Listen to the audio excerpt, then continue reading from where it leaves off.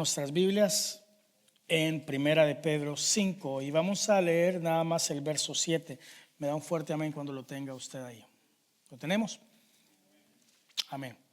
Leemos la palabra de Dios en el nombre del Padre, del Hijo y del Espíritu Santo, y dice: echando toda vuestra ansiedad sobre Él, porque Él tiene cuidado de vosotros. Léalo conmigo. Echando toda vuestra ansiedad sobre Él, porque Él tiene cuidado de vosotros. Cerremos nuestros ojos. Señor, te damos gracias por la oportunidad que nos das un día más de estar aquí en tu casa. Gracias, Señor, por el privilegio de tener la salud, el privilegio de tener la vida. Señor, te damos gracias por cada familia aquí representada. Te pedimos que en esta enseñanza que vamos a impartir el día de hoy sea tu Espíritu Santo hablando a cada corazón de acuerdo a su proceso, de acuerdo a sus batallas, de acuerdo a lo que tú tienes para cada uno de nosotros. Que nuestro entendimiento esté receptivo para entender y no solo ser oidores, sino hacedores también de tu palabra. En tu nombre oramos. Amén y amén. 2025 es un tiempo donde estamos viviendo un tiempo donde se han disparado los índices de depresión, ansiedad, preocupación, y eso obviamente nos lleva a tener ciertas enfermedades, ¿verdad? Es un ataque del enemigo grande que lo vamos a cubrir a la luz de la palabra, donde Jesús prohíbe el que nosotros entremos en un estado de preocupación. Sin embargo, es algo natural que en cada uno de nosotros estemos enfrentando, pero conforme la tecnología, más cosas por qué preocuparse están llegando a nuestra vida, los índices de incertidumbre comienzan a ser más altos.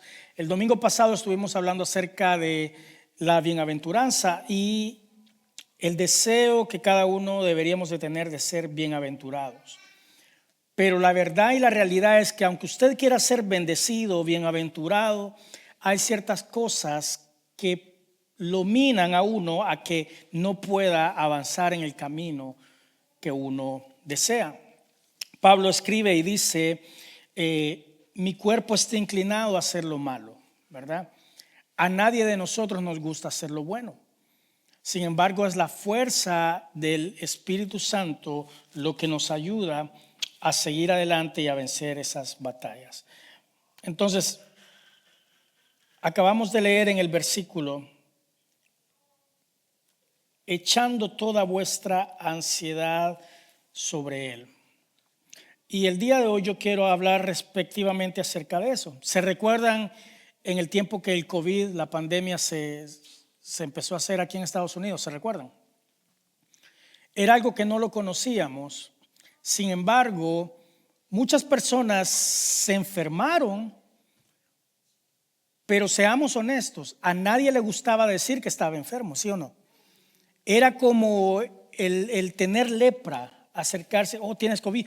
La gente, no importaba si fuera su familia, si fueran los mejores amigos, ¿qué pasaba? Había cierta rechazo, ¿verdad? Entonces a usted le tocaba, a muchos les tocó sufrir la enfermedad en silencio, callados. Sin embargo, fue un proceso duro, ¿sí o no? Lo mismo hoy en día, he titulado el mensaje Tratando con la ansiedad, y he colocado en el gráfico, se lo tiene ahí mi hermano Cristian, una pandemia silenciosa. Una pandemia silenciosa, la ansiedad. Muchos de nosotros, usted no tiene que estar completamente tirado en el suelo para decir estoy pasando un proceso de ansiedad. Vamos a ver a la luz de la palabra cómo tratar con la ansiedad, una pandemia silenciosa. Y empezamos definiendo qué es la ansiedad. Según el diccionario dice que la ansiedad es un estado de inquietud, de temor e inseguridad, causado ¿por qué? Por las circunstancias pasadas, presentes y futuras. Es decir, es un estado de inquietud de algo que ya me pasó y estoy inquieto porque me pasó, ¿verdad? Algo que me está pasando o algo que no ha pasado todavía, pero hay cierta incomodidad, cierta inseguridad. Eso es lo que se define la ansiedad en el diccionario. Ahora, en griego la palabra usada para ansiedad es merignao. Merignao significa mente dividida. Significa ser dividido, ser distraído mentalmente. En Mateo 6:25 hay un versículo que dice, Jesús dice ¿qué? No os afanéis por vuestra vida, qué habéis de comer o qué habéis de beber, ni por vuestro cuerpo, qué habéis de vestir.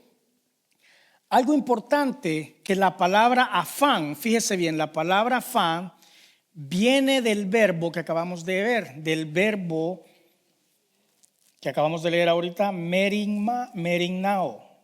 Fíjese bien, la palabra afán viene del verbo merignao. Ahora, cuando nos vamos a 1 de Pedro 5:7, donde dice, echando toda vuestra ¿qué? Ansiedad. ¿Es lo mismo ansiedad y afán? ¿Podrá ser lo mismo ansiedad y afán? Fíjese que lo interesante es cuando yo empecé a buscar la palabra en griego, en el idioma original, no os afanéis, dice Mateo, ¿verdad? Es decir, el verbo se usa, no os afanéis, pero en 1 de Pedro 5:7, echando toda vuestra ansiedad, es la misma raíz, pero es el sustantivo. Aquellos que se recuerdan en la escuela cuando nos enseñaron verbo sustantivo, ¿verdad? Acuérdense la diferencia. El verbo ¿qué es? Es la acción. ¿Y el sustantivo qué es? Es lo que identifica el lugar. Por ejemplo, si digo oración, ¿cuál sería la oración en verbo? Yo oro, tú oras, nosotros oramos, acción, ¿verdad? ¿Y el sustantivo cuál sería? La oración. Ahora, entendiendo esto, fíjese, ¿qué nos está diciendo Jesús en Mateo 6:25 cuando dice, por tanto os digo, no os afanéis, verbo, ¿verdad? Lo que nos está diciendo es, no estén en constante preocupación, es decir, en acción. No estén preocupándose todo el tiempo. Cuando dice no os afanéis, está diciendo no pongan por práctica la preocupación. Eso es lo que mandó Jesús en Mateo. Pero en 1 de Pedro 5:7 el apóstol dice, echando toda ¿qué? Vuestra ansiedad, sustantivo. ¿Qué significa? ¿Qué es lo que él quiere decir? Fíjese. Primeramente, aunque ambas palabras son de la misma raíz, cada una transmite un enfoque diferente. Para empezar, la palabra echando, cuando la analizamos en la Biblia, cuando dice echa toda nuestra ansiedad sobre Él, porque Él tiene cuidado de nosotros, la palabra echando significa una transferencia completa, no a medias, sino que una transferencia completa, pero ojo, siempre que esa transferencia, esta palabra se usa, es para entregarla a alguien más fuerte. No es solo echar la ansiedad, sino que correctamente entregarla, transfiriéndola a alguien más fuerte. Entonces, prácticamente, cuando el apóstol Pedro está escribiendo y dice, echando toda vuestra ansiedad, el verbo aquí ya no es acción, sino que se está refiriendo al peso de la carga mental. Entonces, recapitulando, en Mateo Jesús dice, no estén en constante preocupación, no caigan en la práctica de estarse preocupando. Y el apóstol Pedro dice, si ya están preocupados y si ya tienen ese peso, entréguenlo completamente ¿a quién? A Jesús.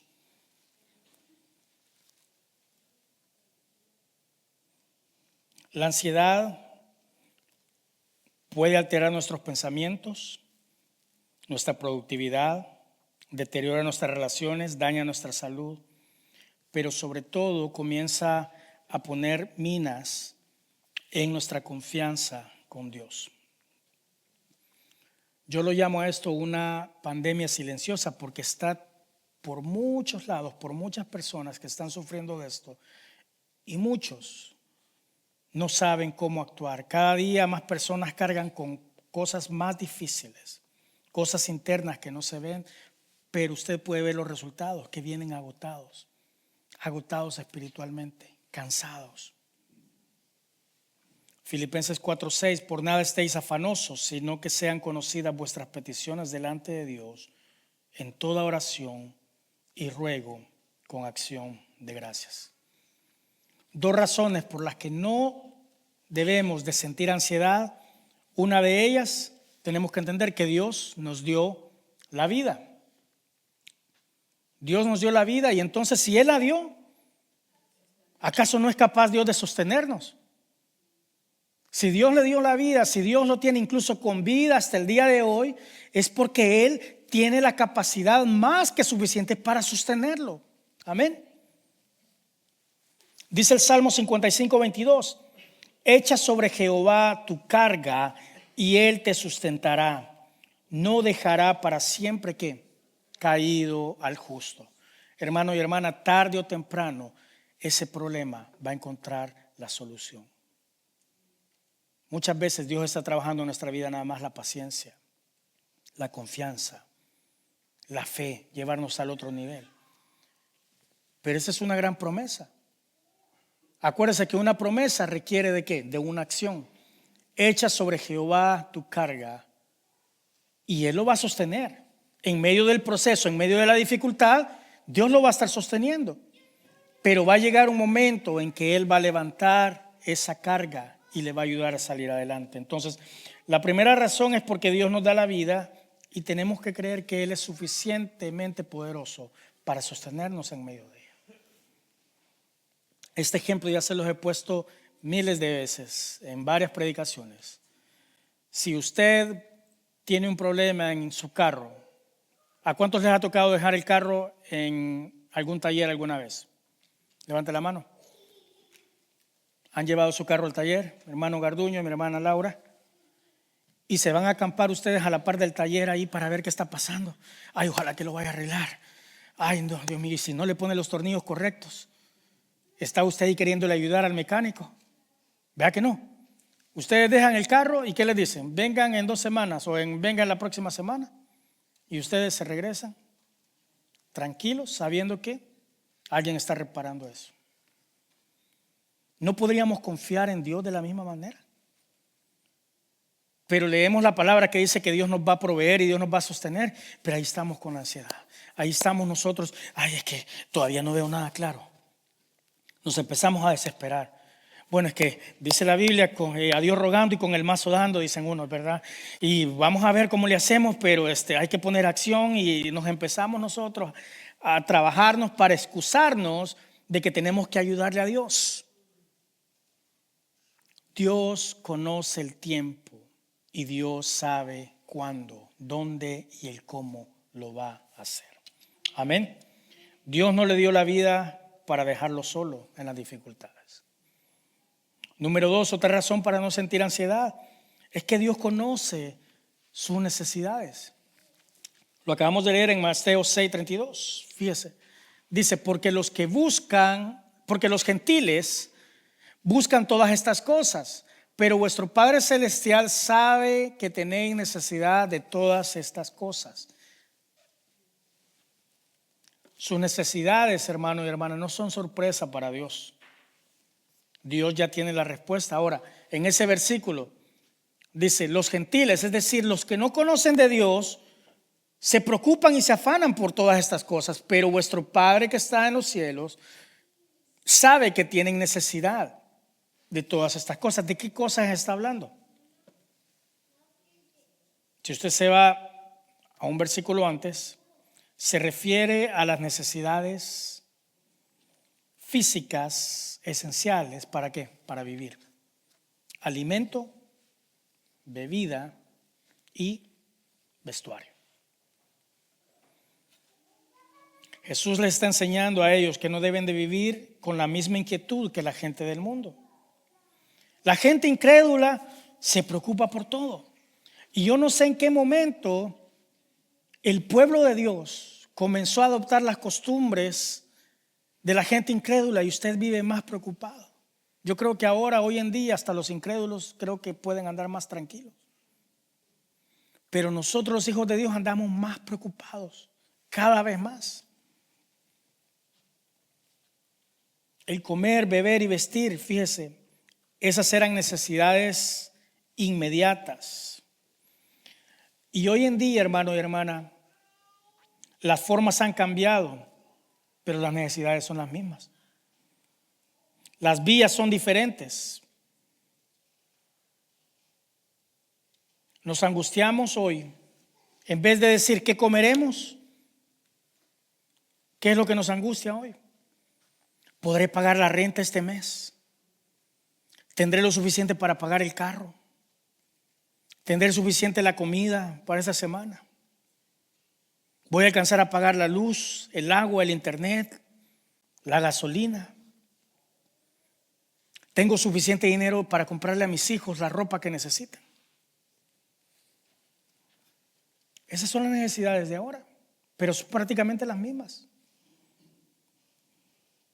Hoy en día, hermano y hermano, trabajamos horas extra, tomamos segundos empleos, 2, 3 trabajos, invertimos en negocios, no por lujo, sino que hoy por tratar de asegurar lo básico. ¿El qué? El alimento, la vivienda, el vestido, los servicios, ¿verdad?, que sustentan la vida, podemos decirlo así, moderna hoy. Pero Jesús sabía que en cualquier época, que en cualquier tiempo, la ansiedad nos iba a atacar de la misma manera. El mensaje de Jesús sigue siendo el mismo. Vuestro Padre Celestial sabe que tenéis necesidad de todas estas cosas. No importa hoy, hermano y hermana, si la ansiedad hoy tiene nombres como factura de renta, factura de teléfono, comida. Quiero que entendamos algo en esta tarde, y es que Dios sigue siendo tu proveedor. Tu proveedor no es tu cheque, por muy seguro que lo tengas por años. Dios usa tu cheque para sostenerte, claro, pero ahí no está tu provisión. ¿Cómo entonces podemos controlar la ansiedad? Número 1 es el punto básico para todo, hermanos. Punto número 1, ¿qué es? Buscar a Dios primero. Si tú comienzas tu día buscando a Dios primero, créame, fíjense que yo les voy a decir algo, lo mismo que yo predico tengo que aplicarlo. Y muchas veces, ¿qué pasa? Cuando suena mi celular, voy a apagar la alarma y comienzo a checar una aplicación y de repente me recuerdo de las mismas palabras que yo le digo. Ahí donde está usted, antes de cualquier otra cosa, antes de abrir su Facebook, su Instagram, antes de abrir algo, apague la alarma, tómese unos minutos. Lo primero que usted dice: gracias, Señor, por este día, gracias porque me ha sostenido, aunque sea un minuto. Y le voy a decir algo, a mí me ha pasado muchas veces que de repente se me quiere olvidar, pero gracias a Dios, el Espíritu Santo, que hey, lo que estás predicando, y me pasa. Y comienzo, pongo el teléfono allí, comienzo a darle gracias, así acostado como estoy.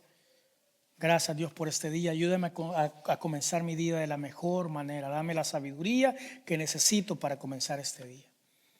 Y créame que cuando usted comienza a poner a Dios primero, todo se comienza a acomodar. Le da tiempo para desayunar, le da tiempo para hacer sus cosas.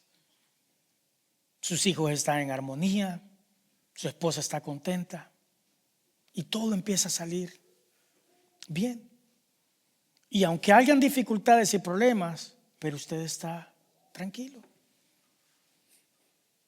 Usted se levanta agradecido por un nuevo día, se sube al carro allá, mi hermano Juan, prende su troca, ¿verdad? Lo primero que tiene que salir ahí es una alabanza. Y usted va gozoso. De repente se encuentra en el tráfico. Usted va gozoso y gracias, Señor, de algo me estás librando, pero va con suficiente tiempo. Pero ¿qué pasa cuando nos levantamos tarde, enojados, verdad? Y ay, que tengo prisa de esto y empezamos. Lo primero que vamos a hacer cuando entremos al freeway y esté ocupado, empezamos a ¿qué? Empieza la queja.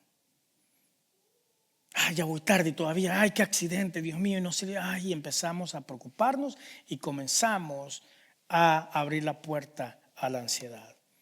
Mateo 6:33, mas buscad primeramente el reino de Dios y su justicia, y todas estas cosas os serán añadidas.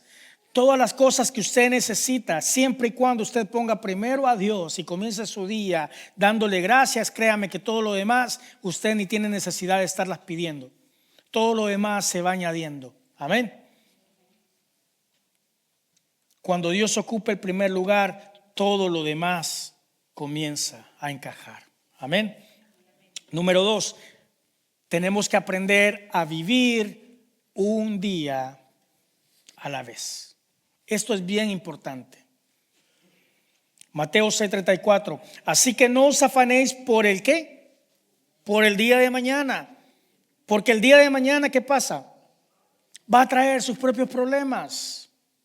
Ya basta con cada día, dice, su propio mal. Está bien planificar, pero que usted se lleve esa preocupación al día siguiente y ni siquiera ha venido, ahí estamos mal, hermanos.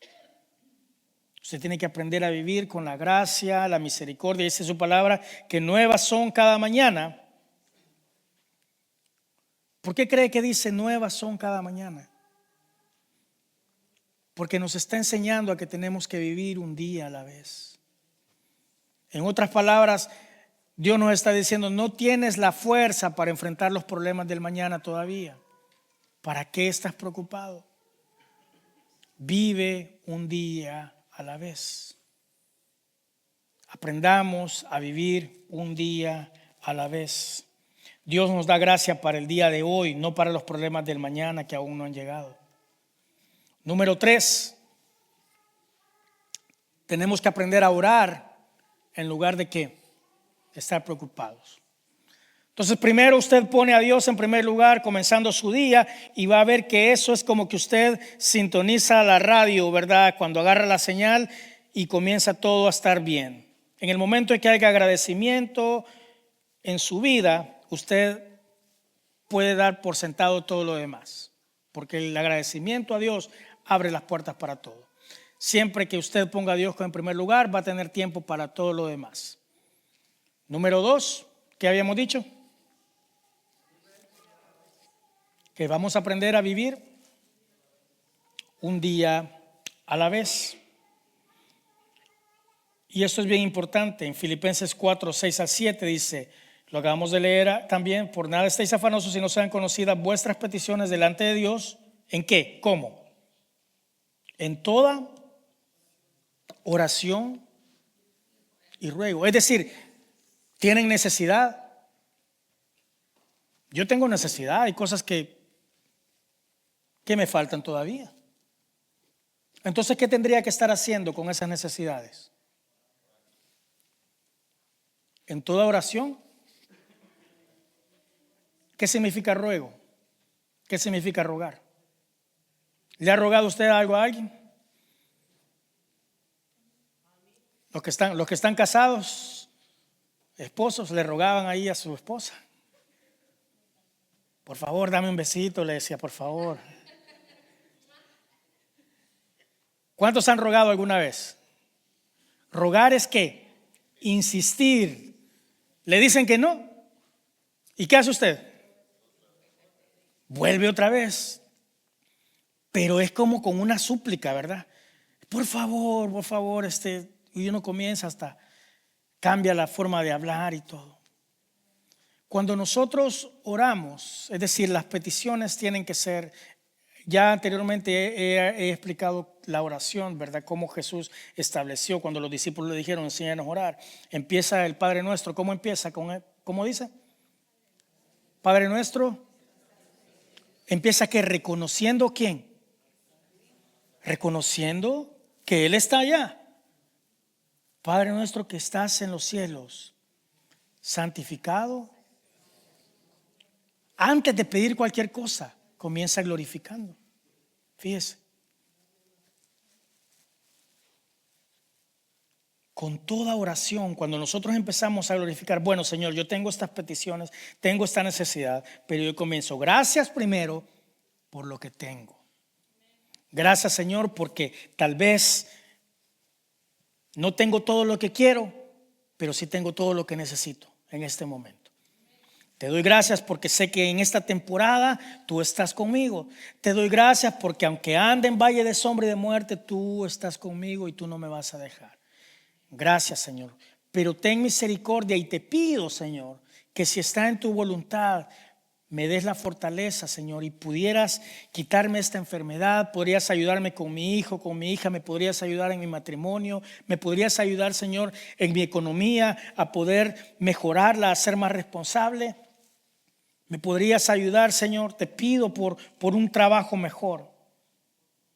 Y comienza uno a orar, pero a insistir con ruego. Señor, te lo pido, te lo suplico, por favor. Yo he llegado oraciones a mi vida que le he clamado al Señor y le he rogado, Señor, si es tu voluntad, por favor, y comienzo a insistir. Pero dice que después del ruego tiene que haber ¿qué también? Acción de gracias. Y cuando usted trae al Señor sus peticiones, trae lo que quiere, es más, hermano, ¿por qué no a veces hasta los deseos que usted tiene internamente? Esos deseos de superarse, de mejorar, o esos deseos que usted tiene de su familiar, de su hijo, de su hija. Ayúdala a que su matrimonio prospere. Ayúdale a mis hijos a que logren tener su casa, que logren tener una estabilidad. Trae a mis hijos de nuevo al camino, Señor, una vez más. Cada cosa que usted le pide por medio de la oración, viene una promesa bien linda y dice, y la paz de Dios que sobrepasa todo entendimiento guardará vuestros corazones. El versículo ahí, por favor. No, el anterior. Y la paz de Dios que sobrepasa todo entendimiento, fíjese, guardará vuestros corazones y vuestros pensamientos. Acabas de perder a un familiar querido. ¿Por qué estás aquí? ¿Qué estás haciendo? ¿Y por qué no te has desmoronado? ¿Por qué no has caído en depresión? Por esto. Porque la paz de Dios que sobrepasa todo entendimiento, yo no sé cómo, pero Dios me sostiene. Te da un gozo, te da una fortaleza para seguir adelante. Pero perdiste tu trabajo, ¿y por qué no estás mal? Por la paz de Dios. Pero deberías de estar pensando que ¿cómo vas a pagar esto? ¿Cómo vas a...? No, la paz de Dios se encarga ¿de qué? De guardar mis pensamientos. Los toma y los guarda. Guarda nuestro corazón. Pero el impío, muchas veces el que no tiene a Cristo en su corazón, comienza a preocuparse, no sabe qué voy a hacer y cómo, y comienza, y es que ya voy a perder mi apartamento, es que yo no sé cómo voy a hacer aquí, voy a perder mi casa, me van a venir a quitar el carro, ya mejor me voy para México, mejor me voy para El Salvador, hago mis maletas y me voy. Es la incertidumbre, la falta de confianza en que si Dios te trajo, Dios te va a sostener. Si Dios te tiene con vida, Dios te va a sostener. La paz de Dios no viene cuando todo está bien. Fíjese bien en esto. La paz de Dios no la va a experimentar usted cuando las cosas van bien. Ahí lo que usted experimenta es el gozo del Señor. Cuando las cosas van bien, qué alegría, gocémonos en el Señor. Pero cuando las cosas van mal, ahí es cuando usted experimenta la paz de Dios. La paz de Dios no se experimenta cuando las cosas están bien, sino cuando oramos aunque todo esté mal. Y el último punto, tenemos que aprender a actuar y confiar en Dios.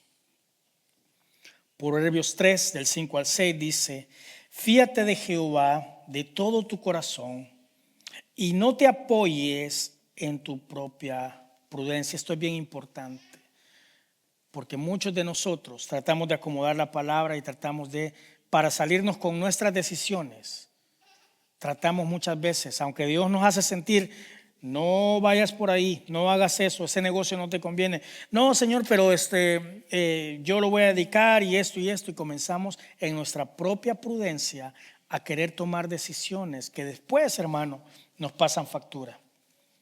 Fíate de Jehová de todo tu corazón y no te apoyes en tu propia prudencia. Reconócelo en todos tus caminos y Él enderezará tus veredas. Cuando usted reconoce a Dios en todo: sí, Señor, esto que tengo es tuyo.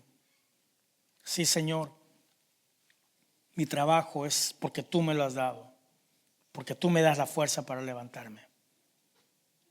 Cuando tú comienzas a reconocer a Dios en todo lo que tienes, en todo lo que haces, el Señor empieza a enderezar tus caminos y a guiarte para que continúes. Amén. Usted tiene que confiar en Dios y Dios va a hacer lo demás. Dios, hermano y hermana, no nos abandona en medio de la ansiedad. Él promete siempre sostenernos. Y el estar con Dios, sentir la confianza que Dios está con uno,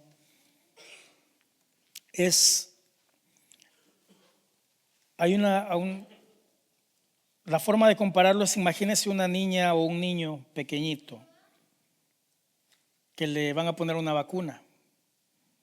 Los niños, cuando ven la aguja, se ponen ansiosos y comienzan con miedo. Y cuento una historia que una niña estaba llorando porque no quería ponerse esa vacuna. El doctor iba a poner la vacuna, pero en ese momento el papá de esa niña entra, y cuando ella ve al papá, se empezó a calmar. El dolor iba a seguir, pero ¿qué cambió? Cuando ella ve a su padre, ella sintió confianza y sintió seguridad porque él estaba ahí con ella. El dolor no es que desaparece, la presencia del Padre le da seguridad. Y cuando reconocemos que Dios está con nosotros, ahí es cuando nuestro corazón comienza a sentir paz. Y usted puede gozarse en las pruebas, en los tiempos buenos y en los tiempos difíciles. Usted aprende a gozarse, a vivir cada temporada. Todos aquí hemos pasado dificultades, todos pasamos necesidades. A veces se nos olvida, pero Dios ha sido bueno. Todos hemos pasado dificultades, hermano y hermana. Todos de repente hemos andado afligidos con algún bill. ¿Cómo lo vamos a pagar? Todos alguna vez nos quitaron algún trabajo. Todos alguna vez hemos experimentado escasez, pero también hemos experimentado la provisión de Dios en medio de la necesidad.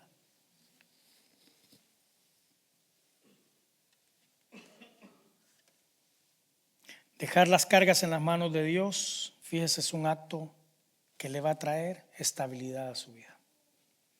Si usted aprende hoy a poner cada cosa que le preocupa en las manos de Dios por medio de la oración, con acción de gracias, usted va a obtener paz y usted va a obtener una estabilidad. Que pase lo que pase, usted sabe que Dios tiene el control.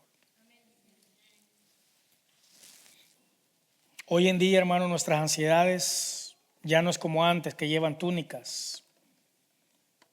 Nuestras ansiedades hoy ya no son la preocupación por pan y vino como antes en los tiempos bíblicos. Hoy los nombres cambian: biles, facturas, gasolina, tarjeta de crédito. Usted póngale el nombre: Costco, ropa, escuela. Cambiamos horas de nuestra vida por dólares. Sacrificamos el tiempo con nuestra familia por un segundo empleo muchas veces. Y a veces, ni aún así, nos alcanza. Aunque las cosas cambien, Dios no ha cambiado. Él sigue siendo el mismo, ayer, hoy y siempre. El mismo que cuida de las aves, el mismo que viste los lirios. Y hay un versículo que me encanta y dice: si Dios cuida de las aves, si Dios cuida de los bosques, ¿acaso no valen ustedes más? Hermano y hermana, yo le quiero preguntar hoy, ¿por qué somos tan incrédulos? Hablamos de aquellos que no creen en Cristo, ¿verdad? Porque no vienen a una iglesia. Pero a veces usted y yo somos más incrédulos que los que están afuera. Usted y yo que venimos a la iglesia a adorar a Dios, somos más incrédulos porque no creemos que Dios puede proveer lo suficiente. No creemos que Dios nos va a sacar adelante. No creemos que tenemos un valor especial más alto que cualquier ave, cualquier creación de Dios. Somos especiales. O es que esta persona no ha creído en Cristo, no lo ha confesado. Sí, pero nosotros que estamos aquí, que sí hicimos eso, se nos ha olvidado el poder de Dios. La iglesia hoy en día se pueden llenar de personas, pero de pocos discípulos. La iglesia ha perdido la visión de Jesús. Hay un pastor asiático que él muestra una lata de Coca-Cola y apenas usted ve esa lata, se conoce a nivel a nivel mundial. Y ese hombre hace años, más de 100 años, tuvo una visión y dijo: esta bebida va a ser conocida en todo el mundo, la Coca-Cola. La visión de Jesús, que es por tanto ir, predicar y hacer discípulos a las naciones, aún falta mucho todavía. La iglesia sabe que tuvo la fortaleza, los años más efectivos y más fuertes de la iglesia fueron los primeros 200 años.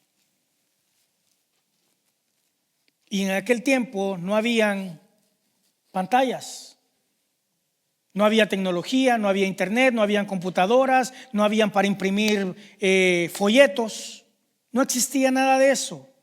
Sin embargo, el evangelio se estaba expandiendo. ¿Por qué? Porque la gente había entendido la visión, había entendido lo que significa ser discípulo. No tenían todas las cosas que hoy tenemos, pero sí tenían a Jesús y tenían el poder del Espíritu Santo para seguir adelante y comunicar. Hoy nos da pena muchas veces incluso invitar a personas a la iglesia.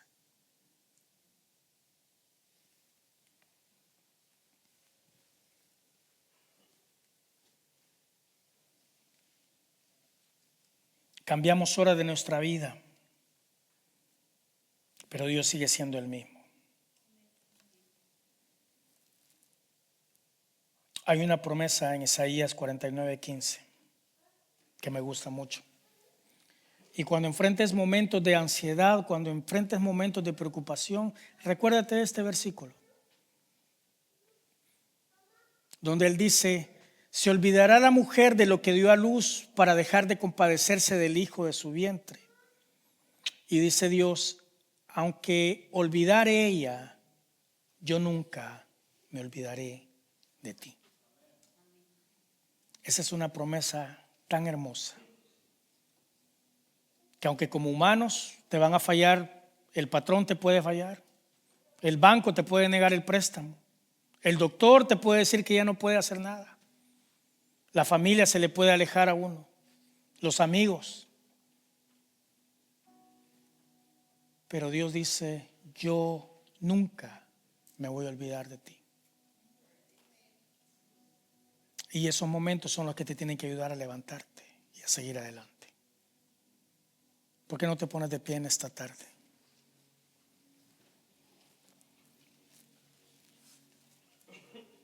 Aunque todos falten, Dios no te falla. Y ante la ansiedad tenemos que entender que tenemos un Dios que todo lo puede y que está al acceso de cada uno de nosotros, pero aparte de eso, que está pendiente de nosotros. Si tú tienes necesidades, si tú tienes algo que lo tienes ahí en tu mente, que despiertas y agarras otra vez esa preocupación, yo te invito que hoy, así como estudiamos el verbo y el sustantivo, lo que significaba la palabra echad, es decir, transferir completamente, no te quedes con nada, completamente entrégaselo, pero a alguien más fuerte, alguien que sí puede ayudarte a superar esa carga. Muchas veces se le entregamos al hermano o al amigo de trabajo, le contamos nuestras preocupaciones, le contamos nuestros problemas a nuestros amigos, poniéndole esperanza en ellos. ¿Y Dios qué? ¿No acaso Dios está esperando que pongamos las necesidades por medio de la oración?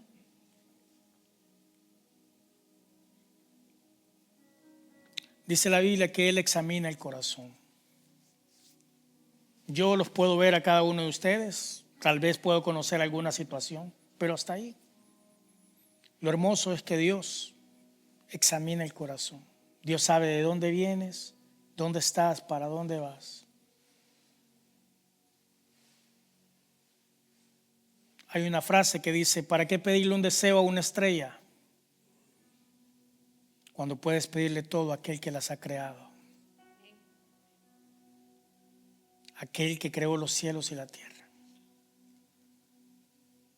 Y Él es el que está hoy dispuesto a ayudarnos. Cierra tus ojos ahí donde estás. Señor, te damos gracias por tu palabra.